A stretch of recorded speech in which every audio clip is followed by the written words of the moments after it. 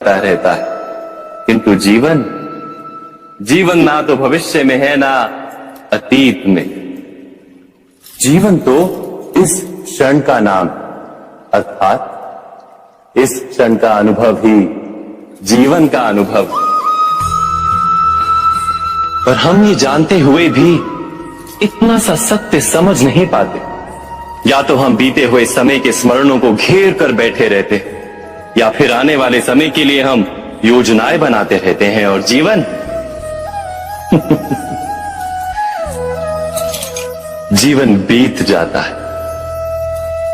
एक सत्य यदि हम हृदय में उतार लें कि ना हम भविष्य देख सकते हैं, ना ही भविष्य निर्मित कर सकते हैं, हम तो केवल धैर्य और साहस के साथ भविष्य को आलिंगन दे सकते हैं, स्वागत कर सकते हैं भविष्य का।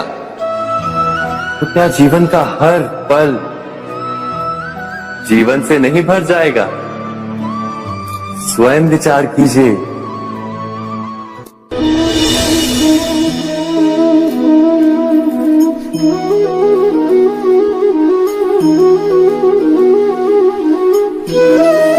ज्ञान प्राप्ति सदा ही समर्पण से होती है, यह हम सब जानते हैं। किंतु समर्पण का वास्तविक महत्व क्या है? क्या हमने कभी विचार किया? मनुष्य का मन सदा ही ज्ञान प्राप्ति में विभिन्न बाधाओं को उत्पन्न करता है। कभी किसी अन्य विद्यार्थी से ईर्ष्या हो जाती है, कभी पढ़ाए हुए पाठों पर संदेह जमता है, और कभी गुरु द्वारा दिया गया दंड मन को अहंकार से भर देता है। नहीं, क्या ऐसा नहीं होता? न जाने कैसे कैसे विचार मन को भटकाते हैं, और मन की इसी अयोग्य स्थिति के कारण हम ज्ञान प्राप्त नहीं कर पाते। मन की योग्य स्थिति केवल समर्पण से निर्मित होती है। समर्पण मनुष्य के अहंकार का नाश करता है, ईर्ष्या, महत्वाकांक्षा आदि भावनाओं को दूर कर हृदय को शांत करता है और मन को एकाग्र करता है। वास्तव में ईश्वर की सृष्टि में ना ज्ञान की मर्यादा है, ना ज्ञानियों की।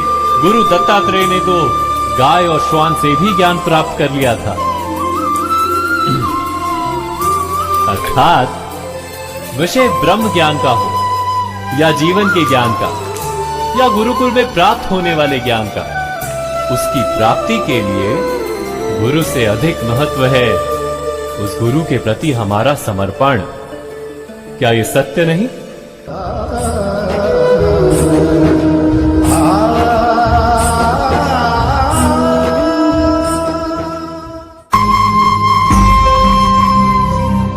प्रत्येक मनुष्य के जीवन में ऐसा क्षण अवश्य आता है जब सारे स्वप्न, सारी आशाएं, सारे दृश्य ध्वस्त हो जाते हैं। जीवन के सारे आयोजन ही बिखर जाते हैं।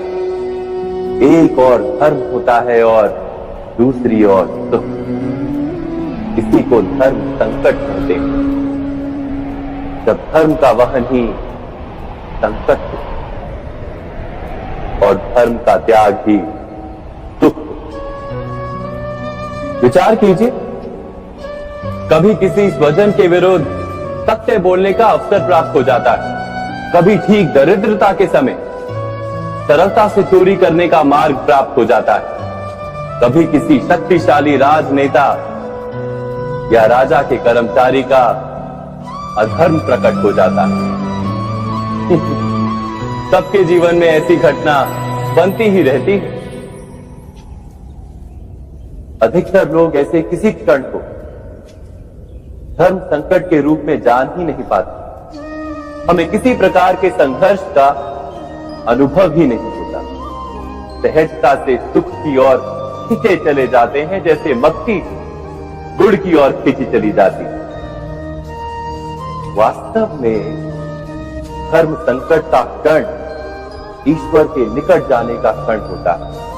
यदि हम संघर्षों से भयभीत ना, सुख की ओर आकर्षित ना, अपने धर्म पर दृढ़ रहे,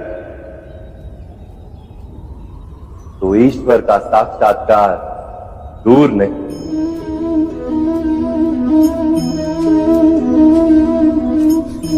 पवन से युद्ध करने वाला पत्ता यदि पेड़ से गिरता तो भी आकाश की ओर उठता। पवन से झुकने वाली घास वही भूमि पर रह जाती। अर्थात धर्म संकट से यदि हम संकट को ही टाल दें तो सुख तो मिलता है, जीवन बढ़ता है, किंतु क्या चरित्र नहीं टूटता? क्या आत्मा दरिद्र नहीं हो जाती? क्या ईश्वर से अंतर नहीं हो जाता? स्वयं विचार की। दो व्यक्ति जब निकट आते हैं तो एक दूसरे के लिए सीमाएं और मर्यादाएं निर्मित करने का प्रयत्न अवश्य करते हैं। हम यदि सारे संबंधों पर विचार करें तो देखेंगे कि इन सारे संबंधों का आधार यही सीमाएं हैं जो हम दूसरों के लिए निर्मित करते हैं। और यदि अनजाने में भी कोई अन्य व्यक्ति इन सीमाओं को तोड़ता है तो उसी क्षण हमारा हृदय क्रोध से भर जाता है। इन सीमाओं का वास्तविक रूप क्या है? क्या हमने कभी विचार किया? सीमाओं के द्वारा हम दूसरे व्यक्ति को निर्णय करने की अनुमति नहीं देते, अपना निर्णय उस व्यक्ति पर थोपते हैं, अर्थात किसी की स्वतंत्रता का अस्वीकार करते हैं। और जब स्वतंत्रता का अस्वीकार किया जाता है तो उसका हृदय दुख से भर जाता है।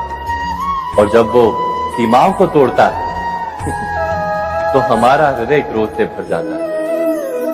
क्या ऐसा नहीं होता?